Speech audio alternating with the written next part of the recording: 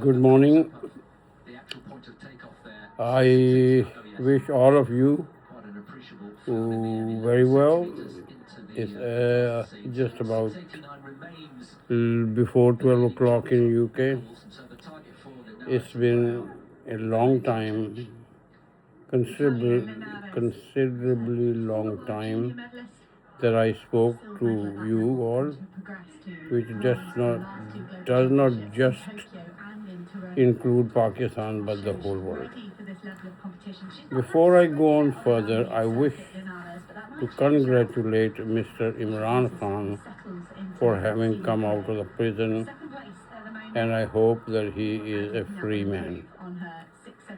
And if it has not happened, I pray that he will be one day free and happy with his family and his children. I never have an indulge in politics. I do not say bad things about people, and I do not particularly like people saying anything bad to me, but if they wish to, I don't mind. They can give their opinion by all means, but I have the right to just ignore it and stay away from such people, because it's no good having differences for nothing. Unfortunately,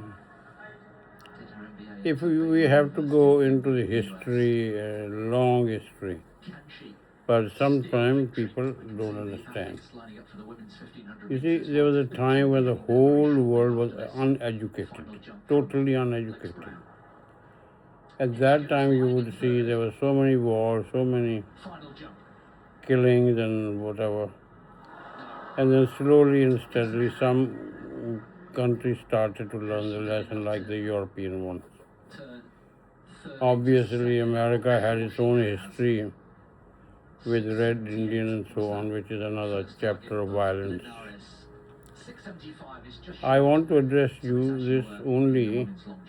Don't try and judge my English or judge anything else. Judge what is right. I'm not here in a competition of English speaking. Neither do I wish to win a championship. What I am here to tell you is that the best thing in life is love, affection, and unity. And not only that, we should try and help each other. At no time should we resort to any type of violence. I tell you why I say that. Because violence at no time has ever solved a problem. It has, people have been killed, like you see in Gaza and other places, and Vietnam, and in America, Red Indians, in Ireland, English, and so many other countries. It's not good. You will say that we know this is not good. What are you saying? It's not. I'm just saying, stop for a little while and just think, is it good? No. So if it's not good, why do we resort to foul language and abuse each other, swear at each other, or hit each other, or have differences over religion?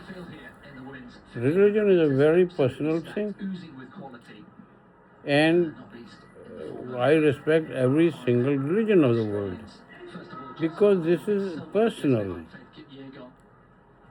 So, as long as we do not solve our differences, we do not understand where we are wrong, we do not understand what is the right way, what is the path to peace and tranquility, then obviously this world, every 5-10 years, will have a war here and war there, leaving behind a legacy for years of bad feelings for each other. So I request you, I request every single country in the world that we are not too far from becoming one of the most, not one of the, is the only world. This world can be a beautiful place. And I don't think we are too far, but the problem is, excuse me for praising myself, I really don't want to because there's nothing to praise. Even if I had something to praise, I wouldn't. But let me tell you that I feel, not for the sake of any big office or for some big, huge salary or consultancy fees, none of it is required by me. I'm basically an accountant who makes a reasonable earning, and I'm happy enough with that. Because that's what I earn. It may not be too much, but it provides me peace. It provides me a good, happy life, and I live within my means. And I don't look at somebody else and feel jealous that he's got more than me, so I should go and grab from him or do something to him. Like in countries like Pakistan, India, and rest of them, if somebody knows that he's got money, there are quite a few people after him.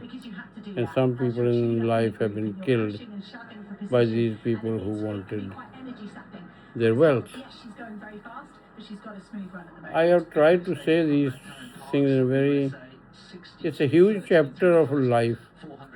It's a huge chapter how the world grew. But I have just told you this in a roundabout way within 7-8 minutes. It's not a question of 7-8 minutes to describe the development of human beings. Human being in 7 minutes, as against thousands of years of illiteracy, wars, violence, you name it, they were there, and they did it. Now that we have slowly moved and moved and moved, here I will say one thing. Here you may think bad of Donald Trump, or may think that he is an evil person, but let me tell you, he's not. I'm also saying this for no reason. I'm saying the truth because there is no leader in the world, maybe except Hitler, who went for a war to grab other countries. Mr. Donald Trump is a man of peace.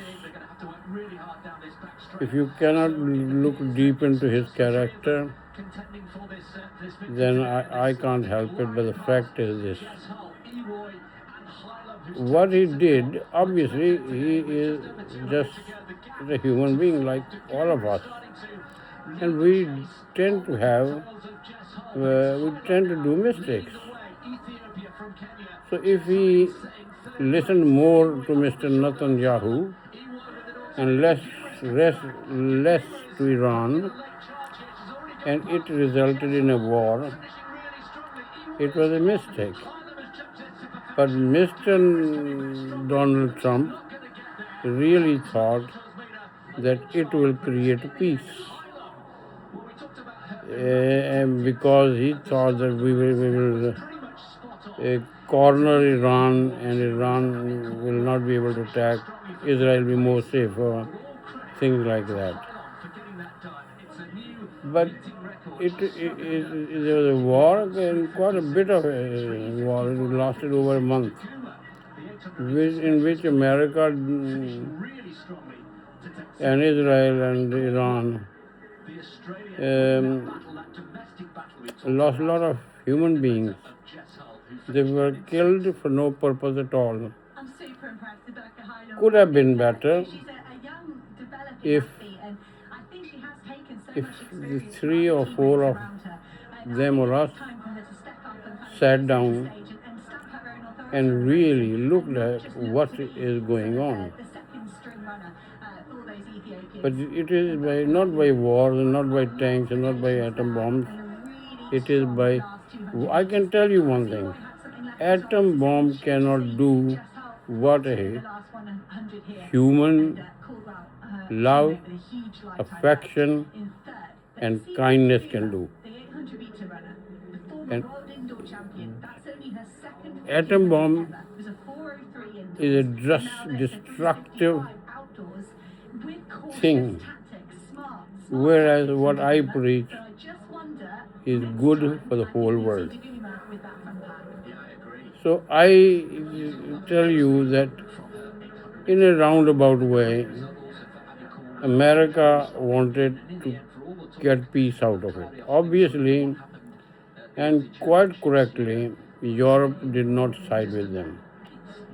Had Europe sided with them, maybe the result would have been even worse. So to that extent, I appreciate all the leaders of Europe, but I'm not willing to say that it was Mr. Donald Trump who did it. Donald Trump was a man at the top with thousands of advisors and ministers and consultants and congressmen, etc. Plus, obviously, his friend Mr. Netanyahu. So it happened. But then you see what he did, he stopped the war.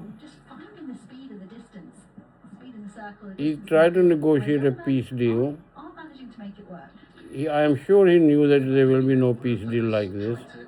But what he wanted to do was to diffuse the situation, which situation got diffused. And eventually America stopped bombing them and they stopped bombing the other. I tell you one thing in this, and when I'm saying this, you work out which part of my whatever I'm saying is for you, like America, or for Britain, or for Iran, or for Pakistan, and which part is for someone else. I'm not going to put a finger on somebody and say you're wrong, because I don't think, doesn't matter how much I think of myself, I cannot judge a thing unless I'm in it, and I was far from it. And I'm not such a fool who would just say something just for the sake of fame. For me, I don't think I want to be anything. I just want to be a good person. Maybe if I'm healthy enough, I enjoy a good meal with somebody. But certainly, it doesn't help if you say to a leader you're bad. Like Donald Trump, for example, they ganged up on him. And luckily, he got some breathing space through Pakistan.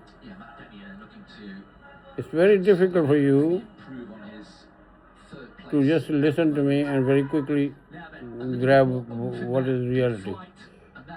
So please understand this. I will help Mr. Donald Trump if it is so desired, but I can only do for a short thing.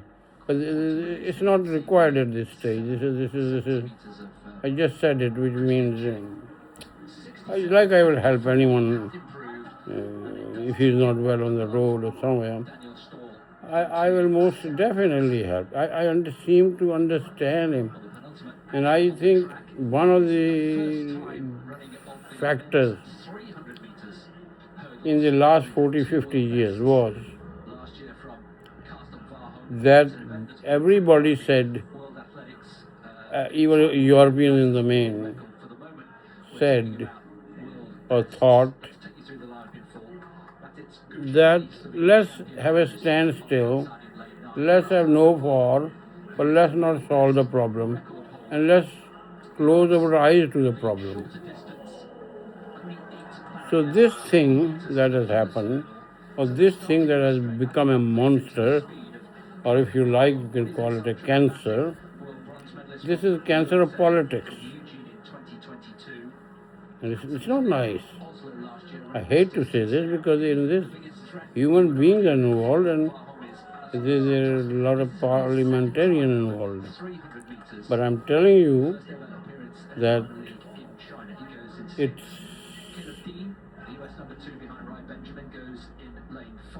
we have to learn from these wars. I know I'm saying it slowly and I put a break on because I don't want to trip and say something which is not, which doesn't mean what I want to say. Please have patience to listen to me slowly. Now don't say because you want to be slowly, we want to, because I tell you, when you rush into things, you cannot digest, you cannot even hear a sentence. Like for example, when I'm sometimes sitting watching television with my wife, and she's all into it, whatever drama it is or whatever soap it is, she's all, and I said to her, Diane, what did he say just a minute ago, this one? And she says, I don't know. I said, you were looking and you were paying attention so much, and you are saying you don't know. So you see, although they don't speak fast in dramas, but she was that she couldn't grab. So there is a bit of a miss. If you move fast, somebody will miss something. And if you say with a thing, give him time to digest. So I am telling you, I don't at this stage. I know I can work something out. I can work something beautiful. But if you say to me, do it now, like this, it won't happen. But we have to work out what are the problems, the real problem which destroy peace, which causes violence, which causes killing children, adults, and so on. So we have to see, there has to be somebody. We shouldn't be looking at a problem when it is come out of the glass. You see, this problem, 40 years, was allowed to rest in peace.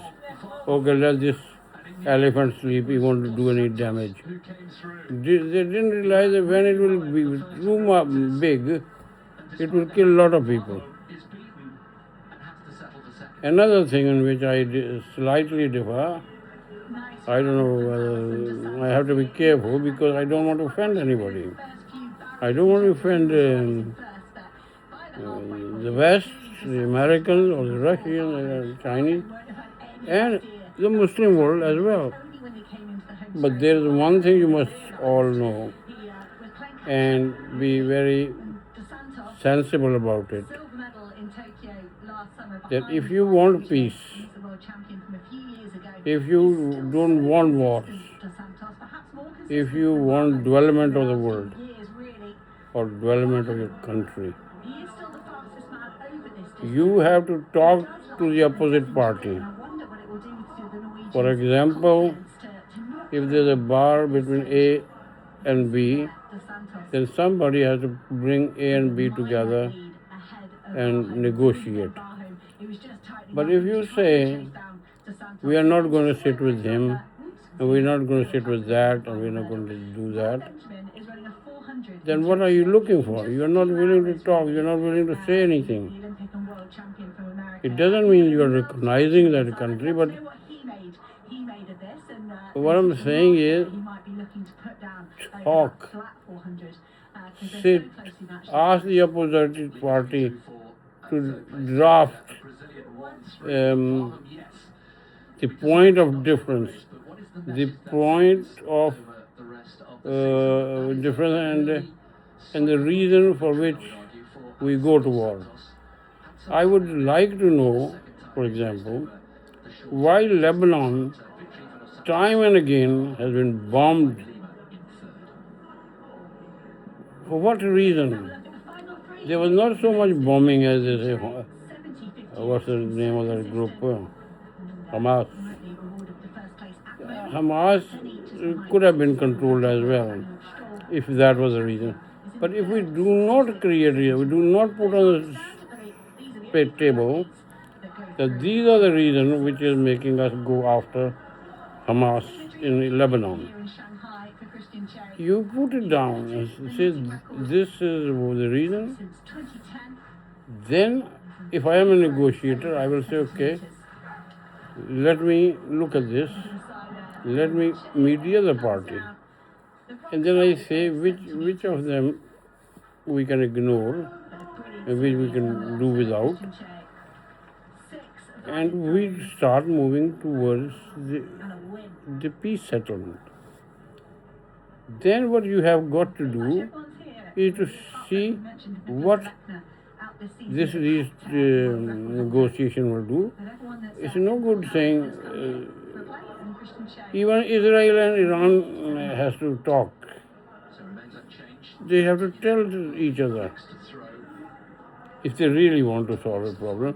Because if the thing is between Iran and Israel, for example, so they have to talk.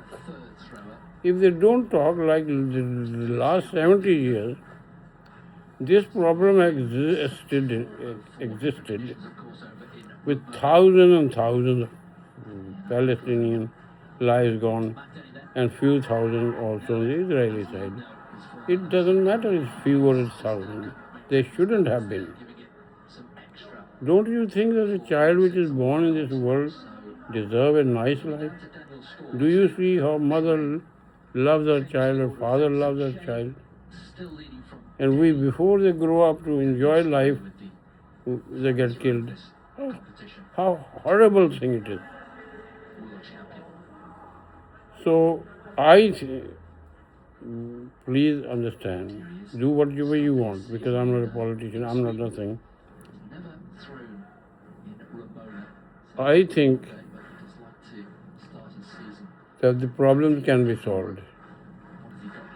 It will require intensive, not so much negotiation, but intensive understanding of where we are and what we were and where we want to reach. And then we talk to the other party. Then we talk at United Nations, but few people, not hundreds of people delivering speeches for days, and 3 months have gone well. In those 3 months, maybe 30,000 people are killed. So I am so very grateful to Field Marshal Munir, equally grateful to Prime Minister of Pakistan, Mr. Shehbaz Sharif, and the Deputy Prime Minister, Ishaq Dar. And most of all, I am grateful to Iran and equally to Mr. Donald Trump. Mr. Donald Trump, listen, don't think that I should have never said this. Unless we learn to speak the truth, things will not get solved. When we do this, we put a cloud in front of us. We can't see the other. So in that clouded or blindfolded environment, you can't deal with issues. You have to sit face to face. And you have to have a clear heart. It should not be that we are sitting negotiating with a lot of ill will inside our heart. That's not the way. And listen, instead of you talking or saying something or not even listening to what I'm saying,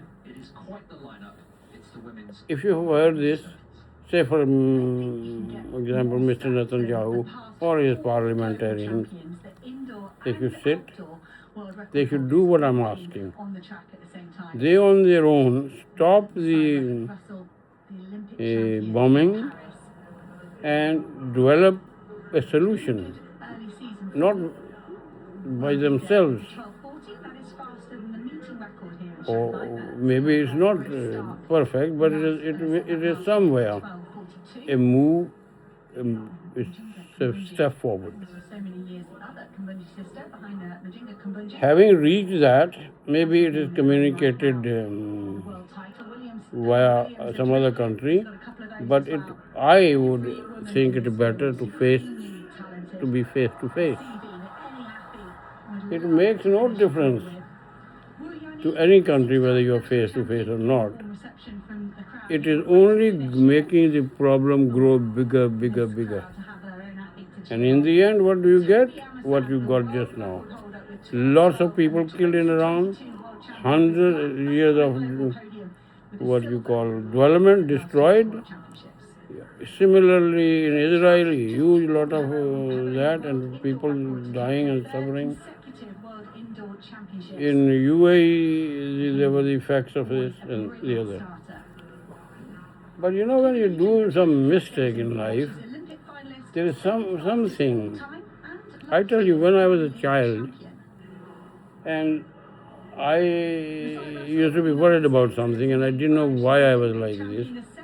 I used to take a piece of paper and work out what I've done there, there. And then I realized, oh, this is the point. So immediately I'll solve it. Say I owed somebody some money. Immediately give it, solve it, and I'm happy. And if I didn't look for the problem, I will not be able to see it. So similarly, when you do not talk to the opposite party, who is bombing you and who you are bombing, is it better to bomb each other or is it better to talk to each other? That's one picture you need to do. And the other picture you need to do, I'm not only talking of Israel and that's all, I'm talking overall. Then the other thing is, you draw a picture and say, what will I get? What we will get if we don't have peace? So you write down 10 different things. And and the other one is, if we have peace, what do we get? You will see the advantages and disadvantages. You know there is a lot of advantage of peace, and if you really want peace, then you have to talk, not send papers by this way and that way. And hey, how can you have peace when you hate somebody's guts? It's not that way. I am telling you one thing, that I am a Muslim, but I am different in some ways. I have read Quran, and there are so many good things. Even Quran Sharif says you should respect every single religion. That's very nice. But there are some people who hate different religions. This is not good. Or they don't like this, don't like that. I'm telling you, some people think if they shout too much or speak very loud or abuse somebody, they get politically very well known. This may be true, but the political leader who's come by the stairs, which are full of violence, wars, and all the evil things, you can never have a good world. Let us talk together. Let's, at the end of the day, I'm telling the leaders only, just have a piece of paper and say what good I did today and what bad I did today, or what I should have done and I haven't done. will make a lot of difference. Now, the thing with me is, someone like me cannot do much. Why I cannot do much? Because I'm one person, and the world has maybe 200 leaders. But I need to speak only to those who are directly involved. But at the same time, I have to know that I can trust the people who I'm trying to help. Not that I get into some problem myself. So, my dear friends, and I mean the whole world, without exception of a country, how can we can ever say? I have seen some people.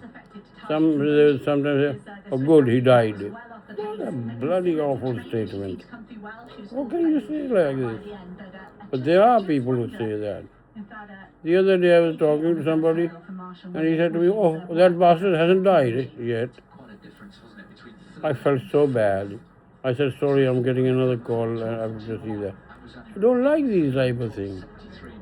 We are civilized people. We should be civilized. We have done so much for the world. The scientists have done so much for the world. The world has changed. The computer inventions, the going to the Mars, the going to the moon. This is fantastic achievement. And yet on one side, some of our people are working on some beautiful thing. Here we are throwing bombs on a human being.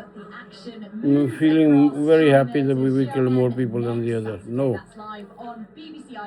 My request to all the people is never ever say bad things about anybody.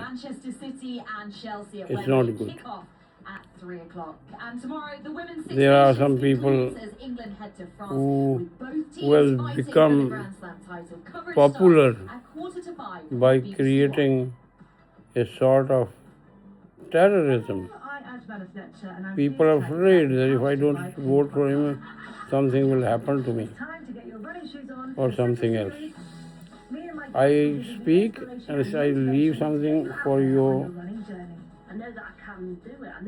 vision. For your vision. I leave something for you to fill the blanks. Because perhaps I don't want to say those things. Because if I say something, then I may offend one of my friends. Not my friends really, but one of the leaders. Not necessarily Western leader, maybe Asian leader. And so I am going to stop and I'm going to say, Mr. Donald Trump, and I say to all the other leaders who are directly connected, say 5 or 7. I'm not praising Mr. Our Field Marshal, but he's a fantastic man. I don't know personally, but I know his Deputy Prime Minister personally is a wonderful person, and so is the Prime Minister.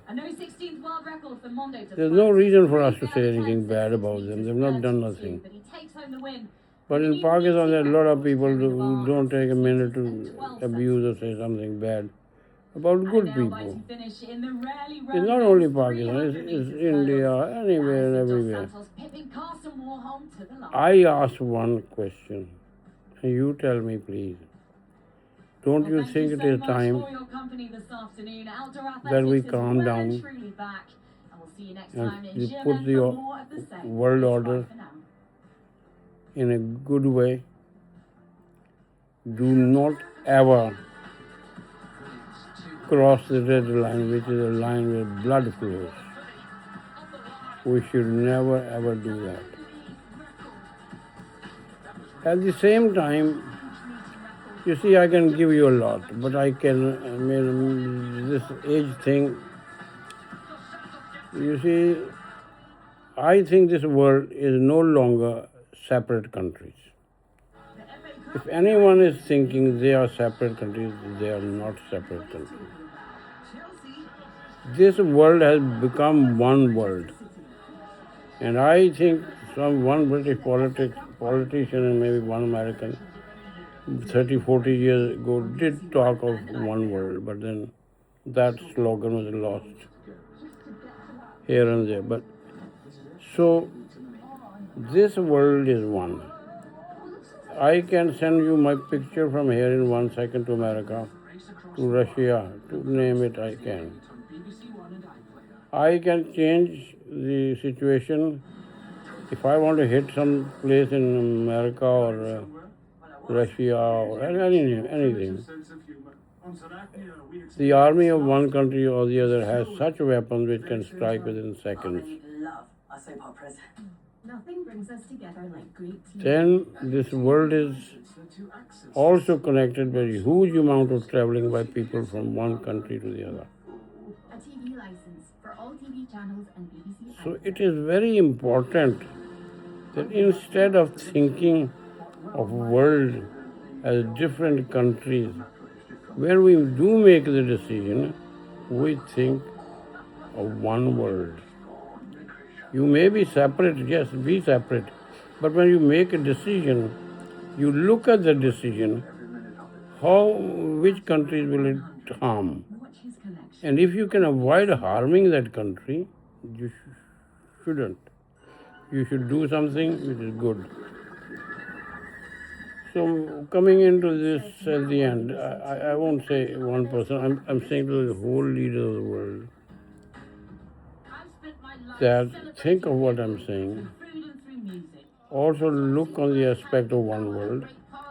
I want the world, each country of the world to have a proper taxation system, proper justice system, and like we have a High Court and a Supreme Court, I think it may be a Supreme Court made of 5-7 judges from different countries of Security Council. It's very difficult to immediately create a structure, but I can assure you I can. I'm sure there are others who can as well. The question is, how much time have they got on their hand? How much are they paid? They can't leave their livelihood to just starve and start doing this. The reason I talk these things is because I have traveled widely, lived a life of peace, been grateful to God, whichever God it is. I respect Indians, I respect Sikhs as Hindus a lot. I love Muslims. I have nothing against Jews as such. What's the problem between the Jews and the Palestinians needs to be looked in by someone who knows more. But I tell you, there is a solution to everything. And remember, every single human being who comes to this world has to go one day. So why not live a life that is beautiful? Why not live a life that you will enjoy every minute of it, rather than making up what is this word now? Sometimes the word is when you plan something against each other, or there used to be somebody who was assistant to Tony Blair, spin master. The spin master, they spin you once like this, then this way, and they don't resolve anything. What they resolve is make sure you are in power, and they are enjoying the power through you. Anyway, I'll say goodbye to you. But my dear brothers, my dear sisters, my dear children, I tell you, this is absolute truth. I have nothing in love for all mankind. And I think that if I am like this, anyone can be as good as me because it's same human being, God's mankind. So because at the moment there are few leaders who are at the top and they can do more, I will request America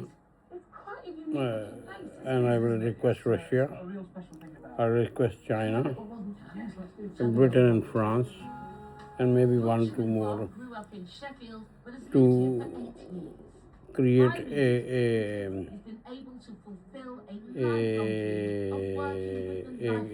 committee that has looks at these problems. You see, for example, someone sitting like me, I have had meetings and I've been very successful, but that's different.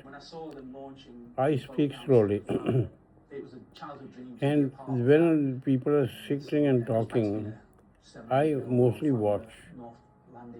And I see which one is a troublemaker, which one is on the wrong path, which one thinks he'll make more money out of creating more problems. Then when I feel this man is or this country is like this, I go and create even better friendship with that country.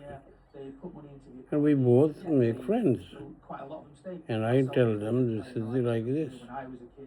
Why do you want that? And if it's a question of 1 or 2 things, like money or something, I'm sure United Nations can help. But really, we shouldn't be thinking of money. We should be thinking of loss of human life. And I tell you that if you don't today listen to what I'm saying and do not do something by which the world is a peaceful place, just think how much oil Middle East has. What are we doing? We're bombing the oil field. We will bomb the power station. Would it not be nicer if it was otherwise? And how well off you could be if that oil which is going down the drain is used by one country or another. Now I leave this thing here, and if someone, first of all, I'll always help anyway. I'm not looking for a job. Please don't think that. I have a lot of good wishes. Regarding I will do anything and everything that I can possibly do. But certainly I will not be taking a job. Certainly I will not be. I'll act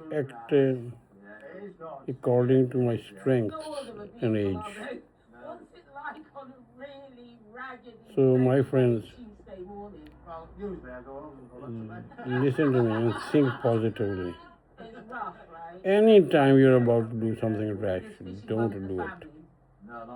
That is not going to help. Tell me a country that became very nice. Just think the effects of Second World War.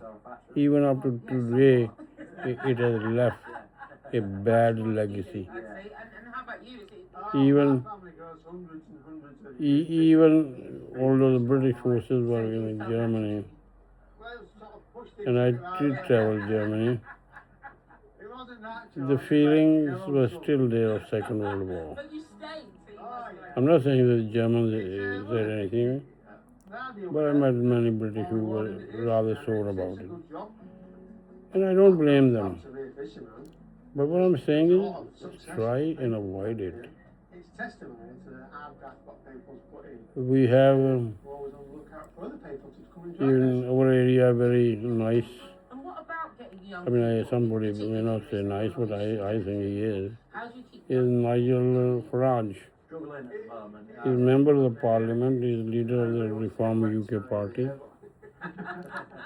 Again, he is quite good actually, but the only thing where he gets wrong is, or it seems that he gets wrong is, when he speaks bluntly, when he says things openly. He doesn't do the Harold Wilson magic, which is 1 minute you are enemies, second minute you are friends, and you are walking hand by hand. But I'm sure he'll be okay. If he did ever become prime minister, I think he'll be a different man at that time, and he will do a good job. But anyway, that's for the British public, people of Britain to decide, and the politicians. I wish him well. I wish the present prime minister. I wish all the parliamentarians well. They're wonderful people. I have seen British politics since 1964. So a lot of nice people. Do you remember the old George Brown? He was very funny. He wasn't really funny, but what he used to do is, I think the press was after him. And they used to take pictures while lying down on the floor. And then he will disappear, lock his house, wouldn't come out. And he was Foreign Secretary of Great Britain. And then after a few months, he just resigned. So I will stop. The reason I brought to this end is I wanted to end with a rather funny thing. So you can laugh, I can laugh. And that was Mr. George Brown, the Foreign Minister of Great Britain in the time of Harold Wilson. Quite a character, actually. If you have his few videos of the old time, it's a better comedy than the comedy I've seen by some artists or actors. Okay, my dear brothers, sisters, everybody, God bless you. Thank you very much. Goodbye. Thank you very much.